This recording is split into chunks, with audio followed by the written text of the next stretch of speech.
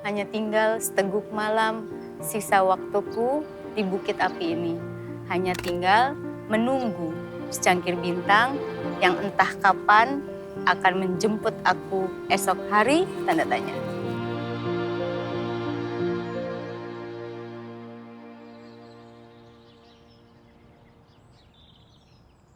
Ilmu filologi itu mengkaji naskah-naskah kuno se-Indonesia. Ilmu itu sebenarnya nggak umum sih. Aku dulu kenal filologi itu tahun 2008 gitu. Nah ketika masuk kebetulan lagi ada kayak semacam simposium internasional gitu.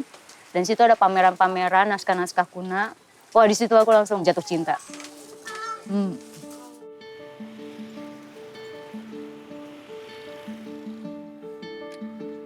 Manusia biasanya terpukau dengan segala sesuatu yang baru, yang akan datang, perubahan, sampai tak sadar atau mungkin lupa untuk melihat lebih jauh akan apa yang pernah dimiliki di masa lalu.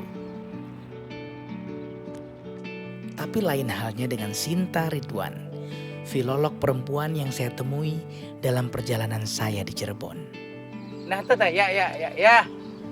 1, 2. Ternyata kan emang gak banyak yang di Indonesia ya? Ahli tulisan kuno ya, lebih ke tulisan ya? Manuskrip. Ya.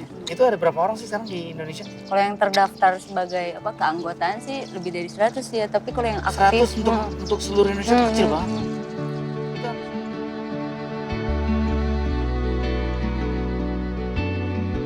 Jadi kita bikin buku ini yuk, belajar aksara Cirebon, pakainya yang ini referensinya. Pesisiran tapi udah cakep gitu. Saya sudah dengar ya nama beliau ini dari kawan-kawan. Terus saya pikir ini orang yang sangat termasuk langka ya. Saya pikir anak muda gitu. Tapi bisa memasa depankan masa lalu saya pikir itu. Tentang kehidupan manusia pada masa lalu gitu. Wah, saya bilang ini ilmu yang termasuk yang jarang yang mungkin orang. Dengan peninggalan sejarah sebegitu banyaknya, orangnya cuma 100, PR-nya masih banyak dong. Ya nggak sih? Yes. Itu problemnya apa? Sekolahan yang susah. Kemasannya kelihatan tidak menarik gitu loh, penyampaian keilmuannya, terus kemasan hasil penelitiannya. Boleh lirik ke sini sekali? Nice.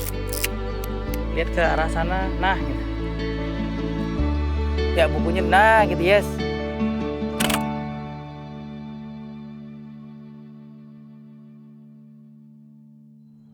Dari semua naskah yang lo pernah baca, yang paling menarik pasti ada kan? Malah aku dengar katanya ada salah satu naskah lo yang sampai difilmkan ya. Itu yang mana sih? Yang cerita pesisiran, Cerita pesisiran. mitologi.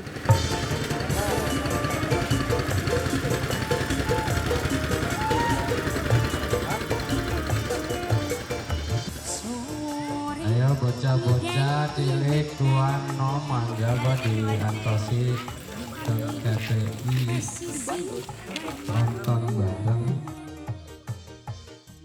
Anak muda kebanyakan kan yang gue tahu itu bermain di ranah seni kontemporer, ranah seni populer gitu-gitu ya. Dan jarang yang memberi perhatian pada hal-hal yang bersifat kuno atau hal-hal yang mungkin lebih ke tradisi gitu. Hal-hal yang jauh dengan keseharian kita hari ini lah. Ing dalem sagara, warna-warni ingkang rupi. Satu gele tiba ing daratan, dadi sato alas warni. Sriji kiwah dadi kungkang, lan sato lembing arupa. Dengan tasabuh ini Allah SWT akan terus memberikan rezeki yang berlimpah pada kita semua. Dokumentasi selama penelitian 10 tahun, terus aku putusin 10 tahun? Iya. Itu event tiap tahun, jadi si cerita mitologi ini tuh dilakonin di wayang kulit. Alhamdulillah di kesempatan ini kita akan membahas, berbincang, kemudian berdiskusi tentang cerita Buduk Basu. Baca naskah kuno bukan cuma baca-baca cerita masa lalu yang gak ada artinya gitu. Tapi lebih ke, oh iya ya ada yang bisa dipelajari nih dari masa lalu untuk bisa diterapkan di masa ini sama untuk bisa menghadapi masa depan gitu. Sebenarnya ada 7 naskah yang sudah terkumpulkan selama penelitian. Paling tua itu 1000 700-an, kertasnya kertas daluang, tapi cuma selembar ditemuinnya. Cuman gambar ada ilustrasinya makam Buruk Basuh, di baliknya makam Dewi Sri. Di situ ada jadi apa ajanya disebutin yang selembar itu. Ya, saya pengen tahu itu apa yang ingin disampaikan dari Mbak Sinta itu di film tersebut. Jadi lebih ingin mengangkat di sini loh ada tradisi di Kampung Nelayan di pesisir yang masih ada, dan kebetulan dokumentasinya juga ada gitu. Jadi pengen memperkenalkan itu. Jadi tradisi Nadran dengan melarung kepala kerbau itu sudah terjadi sejak abad keempat. Lebih gini aja. Ya, atau mana yang Untuk bisa mengingat hal-hal yang udah terjadi di masa lalu, untuk bisa dipelajari lagi, salah satunya baca cerita-cerita yang ada di naskah kuna. Bisa dikemas lagi dalam bentuk animasi, lagu-lagu, terus film-film dokumenter, film fiksi gitu-gitu. Itu bisa diangkat banget sih sebenarnya itu. 1, 2. Gue percaya apapun yang kita alamin dalam pendidikan, yang lo temuin dalam sejarah, artinya banyak value-value hidup gitu. Lo ngerasa ada yang berubah nggak? Ada yang harus lo rubah nggak dari pandangan hidup lo selama ini?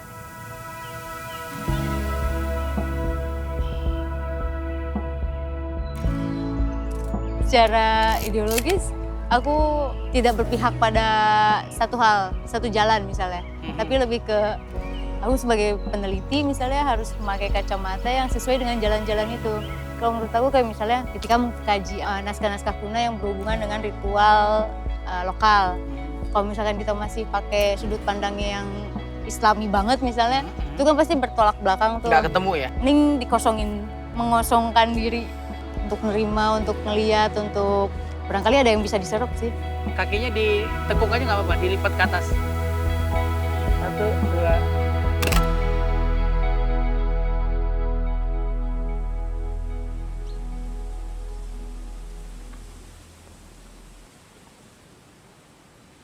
Sekarang kan lo lanjut S2 kan? Ngambil arkeologi. Yang membuat lo ngerasa perlu ngedigging lebih dalam lagi itu apa sih sebenarnya? Aksaranya.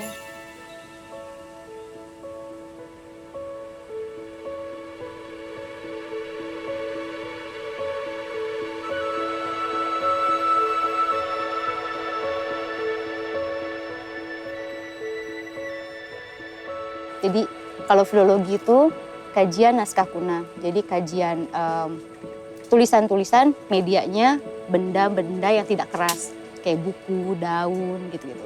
Nah kalau epigrafi itu bagian dari arkeologi, itu ilmu yang mempelajari tulisan-tulisan dalam benda keras. Kayak batu, logam, gitu-gitu. Dia orangnya tidak hanya melakukan berdasarkan apa yang dia mau, yang dia suka, tapi dia juga bertanggung jawab terhadap keilmuannya. Melihat dia itu kayak membaca buku, kayak membaca novel seorang Sinta Ridwan gitu. Ia melakukan bukan hanya untuk dirinya sendiri, tetapi bagaimana ia memahami itu, mempelajarinya, dan ia ingin berbagi. Karena pada dasarnya adalah bukan hanya ingin tahu, bagaimana setelah tahu dan ingin memberi.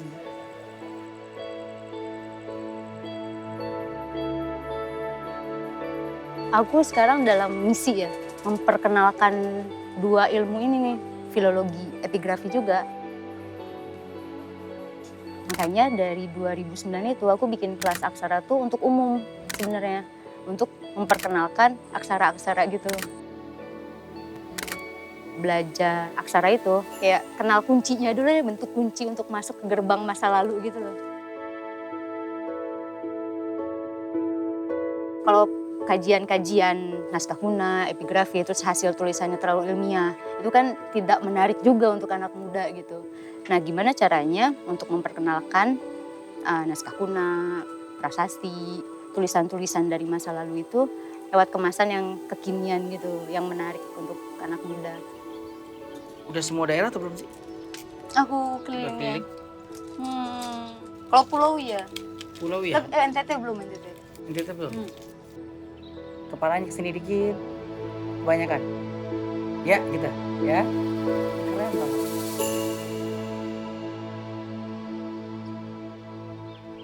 Cantik itu sekarang katanya menurut zaman, mengikuti zaman.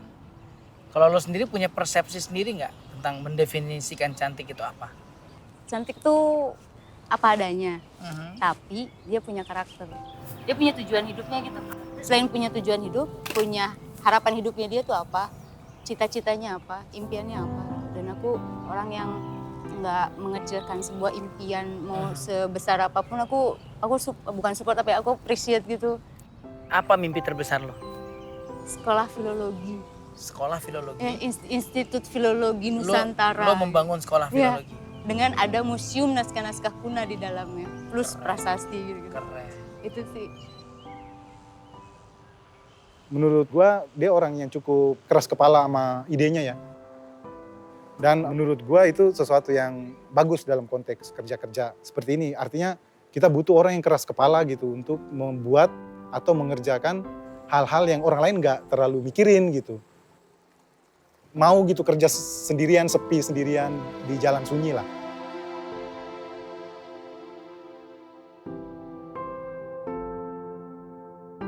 Apa yang dilakukan Sinta dengan berbagai upayanya meneliti dan memperkenalkan aksara kepada masyarakat luas, bukan hanya melestarikan peninggalan sejarah, tetapi juga menyadarkan saya dan semua orang yang bertemu dengannya bahwa masa lalu adalah tempat kita bisa mengingat lagi esensi kehidupan yang perlu dipertahankan dan dilestarikan. Ladang kita belajar mengantisipasi masa depan, di mana segala sesuatu berlomba-lomba berubah dengan cepat, seperti sekarang ini.